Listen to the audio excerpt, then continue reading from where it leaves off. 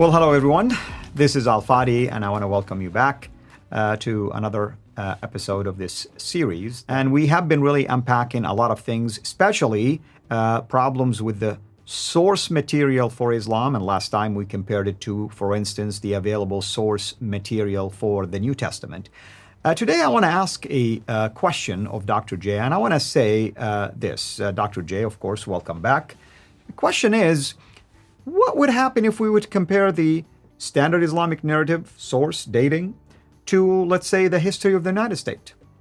Okay, well, that's a good question. So you want to bring it down to really today in the 21st century. Right. Those of us, we're living in the United States. Both of us live in the United States in the 21st century. Let's ask the same question and see if we can do a great comparative. We did a comparative between Islam and Christianity, and we saw that in one case, within 62 years, you have all the source material written down about who Jesus was, what he did, what he said, and everything that happened in his life, and how the early church began. That we saw within 60 years, compared to 200 to 300 years for who Muhammad was, and what he did, and what he said, and how Islam began. Let's now ask about United States. We're living in the United States.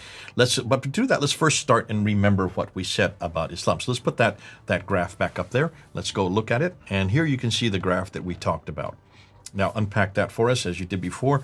Just real quickly, what are we looking at? Well, we have color-coded stuff right here. Green represents the Sira on the biography of Muhammad. You see that Ibn Hisham is the well-known biography. The time span between Ibn Hisham and Muhammad is almost 200 years. It's a little over 200 years, 201 years to be exact. You have Al-Waqidi, the same thing, 200 and at least 3 years after the time Muhammad, meaning we have a problem with the eyewitness accounts. Then the color blue represents the sayings of Muhammad, the Hadith, which every Muslim basically is going to rely on that to learn. For instance, how do you know that you have to pray 5 prayers, for instance? How do you know what you need to do in certain, rituals and things like that? Hadith is wealth.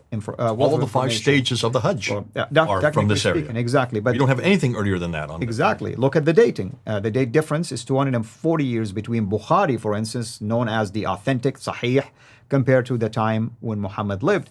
And then we get into the commentaries, the Tafsir, and you look at the Tabari, and now it's starting to grow even further. 300 years span between the time of Muhammad and when the renowned commentators Al-Tabari began to at least report things to us. And he also is responsible for Tarikh, for what we call the history of Islam, or at least recording historical events for us. So let's look at another timeline. Let's put this timeline up here. This is a modern USA comparison. What I'm going to do, and I'm going to look at George Washington and the Constitution, because we are dependent on George Washington. Constitution is what is the standard, the laws, the institutions by which we follow. There's a huge amount of debate going on right now as we speak on constitutional matters. Do we still stick with the Constitution?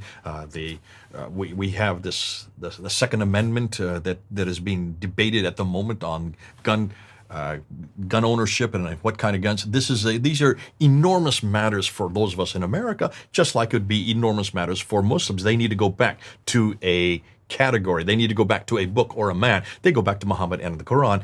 We go back to George Washington and the Constitution for our standard. Okay? Now, not every American will agree with me on this, but I'm just using this as a litmus, as a test. And not everybody is constitutional, not everybody cares for George Washington, but I do and you do, because he is the founder of America, and the Constitution is the book that we go to, or the document that we go to know how we're to live today in the 20th century, or any century. So, George Washington, as you can see there, died in 1799. 1776 is when we got our independence. So that's when the Constitution was written down. Now, if we were to apply what Islam has for their book and their man, we're looking at our book and our man for the United States.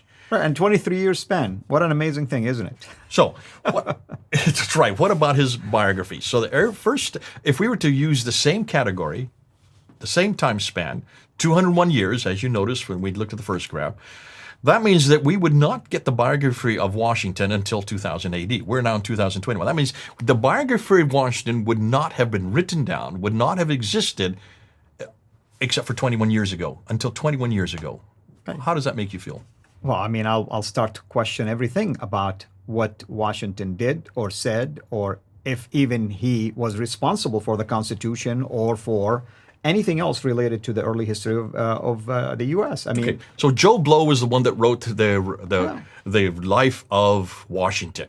Joe Blow says this is what Washington did. He cut down the cherry tree. He crossed the Potomac River. All these things we know about what he did are written by Joe Blow in 2080, 21 years ago. The first thing I would question is, I would say, Joe Blow, first of all, why are you writing this? Why is it taking you 201 years? Where did you get your sources from about what Washington did? That would be the first question I ask, right? That's right. And Joe Blow will say, "Oh, I was fascinated by his character." I would also like to know what Washington said. So that's his biography. That's bad enough. It's only been out for 21 years. There'd be a huge rush on getting his biography. But then we get to the Hadith of Washington. The Hadith of Washington, you and I would not know anything about, because it would yet to be written down. It would not get written down until 2037. We're in 2022 now. Can you see a problem there? Yeah, absolutely. It's the same There's issue. another 15 years we're going to have to wait for even getting George Washington's sayings. Everything he said, all his speeches, everything we know about that would take another 15 years. How can we even know who he is or what he did? Let alone means what he that- said. Yeah, which means you and I will be part of that isnad, or the chain of narration, because we will start saying, "Oh, I heard my father tell me this, my grandfather tell me this," and somebody's collecting him so far. And then we have one more genre. And this is the U.S. history and the Constitution. That would not be written down until 2090. That's another 70 years. We'd have to wait another 70 years before we can get our Constitution. How can we have constitutional lawyers? What do we do with the Supreme Court? All the Supreme Court is there to guard the Constitution, are they not? What would the Supreme Court use? Because they would not even know what it is or even what they're supposed to go to for another 70 years. Can you see a problem here? Absolutely. I think people now are starting to get the message, understand what is the point of this comparison that you're making.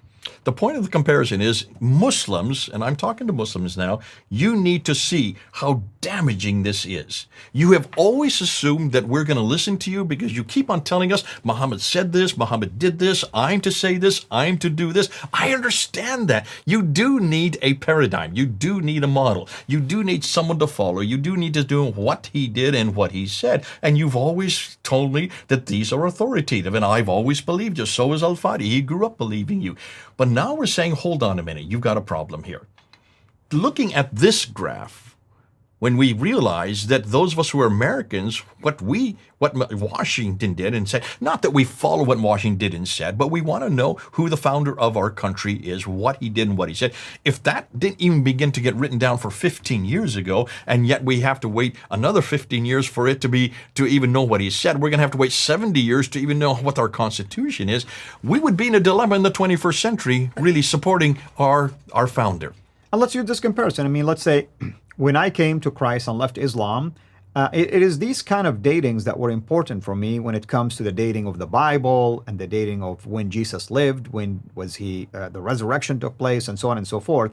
And let's say now an immigrant comes to the U.S. and sees this debate about the Constitution.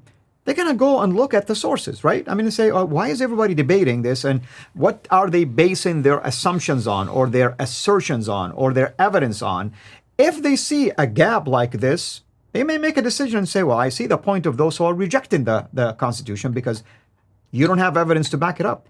But the minute they see enough evidence to back up, historically speaking, the 1776 independence, the 1799 life of George Washington, and then other presidents after that, and so on and so forth, they're going to see that at least the history of the United States is standing on something. What about the 1620, for instance, and the Pilgrims, and all that kind of stuff? That's a huge deal. But if you don't have anything to back it up with, I was at Plymouth, by the way, the other day, and I looked at the rock, and I saw the date, and I saw the place, and I saw many things. To me, that's tangible evidence that supports things like this. If you want to find out what the Constitution is, you would not ask for an oral tradition of what people think it said. You want to see the Constitution. And there are examples of the Constitution. You can actually see them. You can go and see the Liberty Bell there in Philadelphia. You can see the story. You can actually go, and when you go to Boston, you can see about all, Paul Revere's ride. You can see where the bell tower is. All these pieces are there. They're evidence there because for 200 years we haven't destroyed them. if we demand that of George Washington and of our Constitution, that we want to see the evidence, I would suggest that Muslims must demand the same thing of Muhammad and everything he did and everything he said, and certainly the city where he lived. I would ask that they demand that. I would listen. We demand that of Christianity. We want to see where Jesus was born.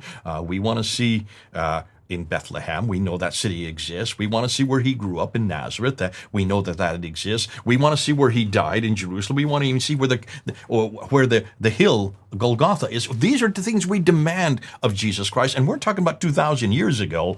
Muslims, therefore, must also demand the same thing, because I'm going to demand it.